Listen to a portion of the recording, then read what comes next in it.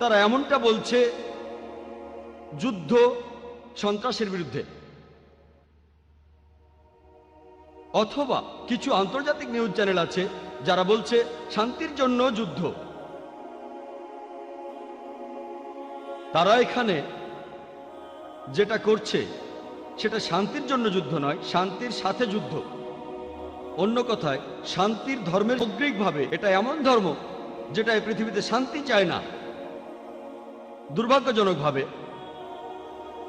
মুসলিমরা, দুর্ভাগ্যজনকভাবে আমরা কেউ তাদের মিথ্যা প্রচারের প্রতিবাদ করছি না।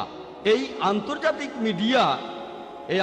মিডিয়া ইসলামকে বিভিন্ন রকম কলাকৌশলের মাধ্যমে সম্পূর্ণ ভুলভাবে তুলে ধরছে। প্রথম কৌশলটা হলো, মিডিয়া যেভাবে ইসলামকে অপবাদ দেয়, প্রায় দেখা যায় তারা যেটা করে মুসলিমদের মধ্যে কিছু কুলাঙ্গারকে তুলে ধরে আর প্রচার করে যে এরাই হলো মুসলিমদের দৃষ্টান্ত। এভাবে বলতে চায় ইসলাম এমন একটা ধর্ম যেটা এই অন্যায় কাজকে উৎসাহ দেয়। আমরাও মানি যে আমাদের মাঝেও কুলাঙ্গার আছে, কিছু মুসলিম আছে যারা অন্যায় কাজ করে।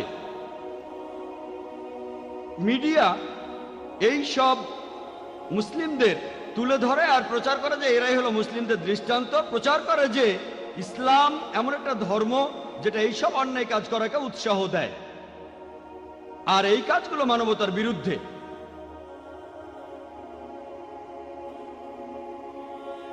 আমরা সবাই কথা জানি, আন্তর্জাতিক মিডিয়া বলে যে ইসলামী মাদ্রাসাগুলো নিষিদ্ধ করে দেওয়া উচিত। কেন? কারণ তারা মানুষকে বদলে ফেলে একজন সন্ত্রাসীতে। এরা এই পৃথিবীর শান্তিকে নষ্ট করে দেয়। আলহামদুলিল্লাহ, আমি এমন হাজারো লোককে চিনি যে লোকগুলো পাশ করেছে ইসলামিক মাদ্রাসা থেকে। এমন একজনকেও আমি দেখিনি যে লোকটা পৃথিবীর শান্তিতে ব্যাঘাত ঘটানোর চেষ্টা করে। তার মানে এই না যে যারা মাদ্রাসা থেকে পাশ করে বের হয় তারা কোনো অন্যায় কাজ করে না। এমন কিছু লোক থাকতে পারে, এরা সব মিলিয়ে 1% হবে না।